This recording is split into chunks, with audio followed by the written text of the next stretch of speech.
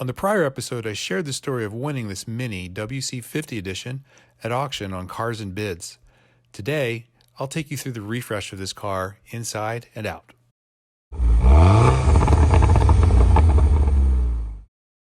Prior to picking up the car, I coordinated with the seller to have it taken to MINI of Edison. While at the dealer, I had them take care of a few basic items. Oil, coolant, and brake fluids were all replaced and a brand new battery was installed. After driving the car home, I had an opportunity to do a thorough assessment and came up with a game plan. And that's what you'll see here today as we give this MINI WC50 a much needed refresh. There were a number of cosmetic and mechanical items in need of attention. Fortunately, nothing too major, so I wrote down the list and got to work. The first order of business was giving the interior a thorough cleaning. The interior of this car was in good shape and it turned out pretty well.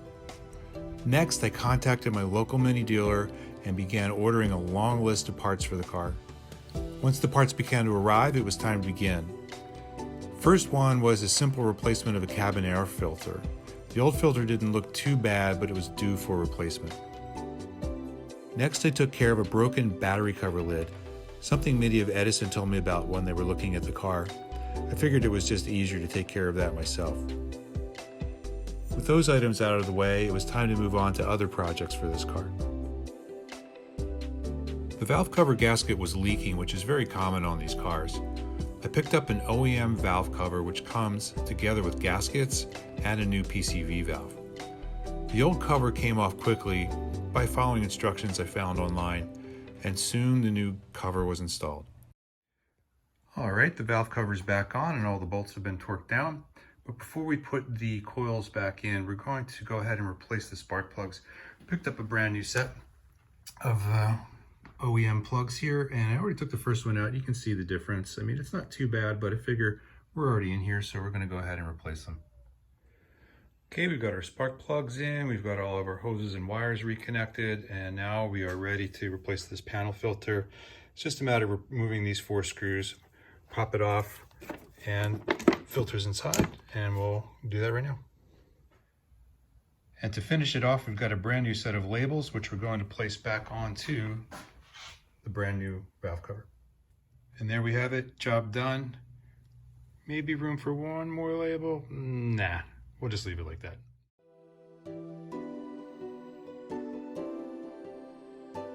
Okay, one more little fun project before we wrap things up for today. Managed to get a hold of a little bling, a Jcw Strut Bar. I know it's more cosmetic than anything else, but I figured, why not? I'm gonna go put it on.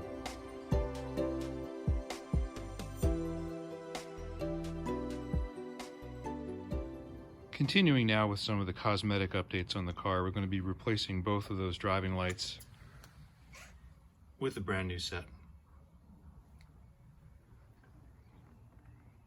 The lights that are currently on the car, lenses are kind of hazed. We got some scratches there. This one's got some pretty significant issues going on, so just decided to replace them.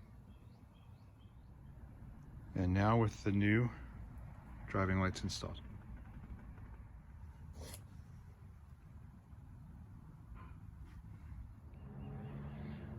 I'll be dropping this car off tomorrow night for paint correction, but before we do that, I'm going to remove these stripes. They're a little, more than a little, rough. And I've got a new set ready to go on, so they're going to come off prior to having paint correction done. Got a heat gun, got some remover there. We'll get them off and cleaned up, and then I'll probably go over the car with some decontamination and a clay bar just to try to help get it prepped for detailing. Well, that took quite a bit longer than expected, but the stripes are off. Paint has been cleaned with Iron X and clay barred, and we are ready for paint correction tomorrow. I also replaced the front belt line trim as there were a few dings and an easy fix. Then it was off for detailing. A local friend details cars as a hobby, and she did a great job with it. The finish on this car was not in great shape, but I'm happy with the improvements we were able to achieve. This car could benefit from a full respray, but it's just not in the budget right now. The headlights were cleaned up too. Here's a preview. We'll wait until later for the final reveal. Let's check in and take a look at our progress. This first wave of updates went fairly quickly, though it did require several trips back to my local Mini dealer as additional parts were ordered. Overall, things are going fairly smoothly so far.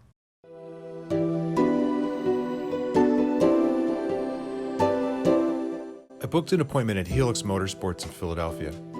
Helix has been around since the earliest days of the modern Mini, and they installed a few parts which were well beyond my limited skills.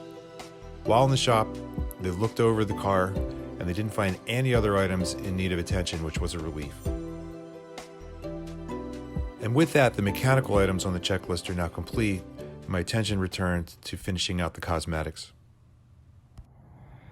Next, we're going to continue with the cosmetic updates on the car. I'll be replacing all 4 of the wheel well arches.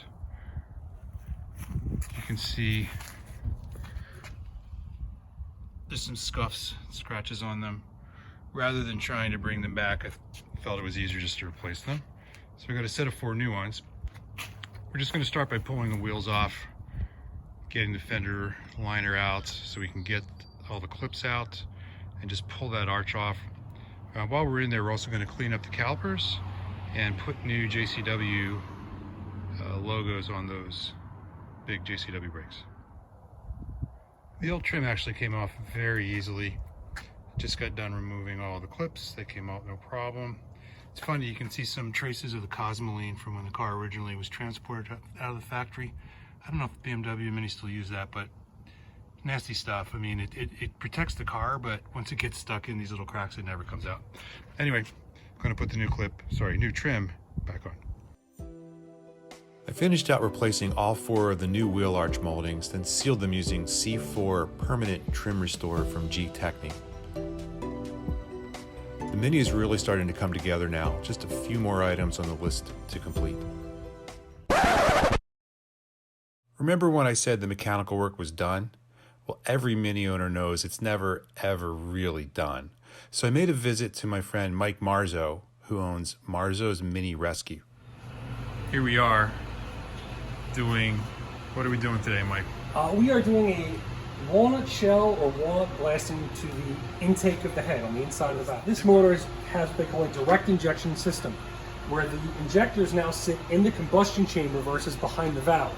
And due to that, we have no fuel or detergent running on the backside of the valve to clean it as oil vapors, oil residue sit on the backside of the valve. And as the heat builds up, it begins to what I call coking up. It starts to build a residue up on the backside of the valve. And by doing that, it will slowly start to choke the intake out, and you lose power, efficiency, fuel mileage. And unfortunately, it's a feature. It's a side effect of the direct injection in these early models. Some manufacturers have gotten around it. Mini has yet to do that in this model, obviously. So it's kind of a maintenance issue that we have to do probably 40, 50,000 miles. There's a lot of information on the internet about using oil catch cans to solve this on this particular motor, and it's all garbage. Thanks for the tidbit. And with that, Mike got to work cleaning the intake and exhaust valves. At 53,000 miles, they were in need of attention. Mike explained the process and how the crushed walnut shells are soft to the touch, but aggressive enough to remove the carbon buildup without hurting the internals of the motor. The walnut shell blasting was definitely worth the time and effort. The car ran noticeably smoother at idle and when accelerating. With another item checked off the mechanical to-do list, we're getting into the home stretch. It was time to get the bonnet stripes put back on. I went to see my friend Steve, who is the owner-operator of Pristine Auto Wraps. The stripes on this car are unique to the WC50 Edition. I was able to get a new set from Mini, shipped from Germany, and wanted to be sure they were done right.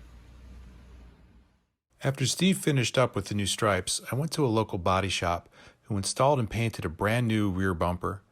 The original bumper unfortunately came with some deep scratches. The new bumper is a perfect color match and cleaned up the view from the rear of the car. And to finish it off, I installed a new set of John Cooper Works badges and Mini emblems. And with that, the list is now complete. There were a few other updates which took place off camera, but I'm glad to finally have everything checked off the list. Bringing this car back has been a fun project.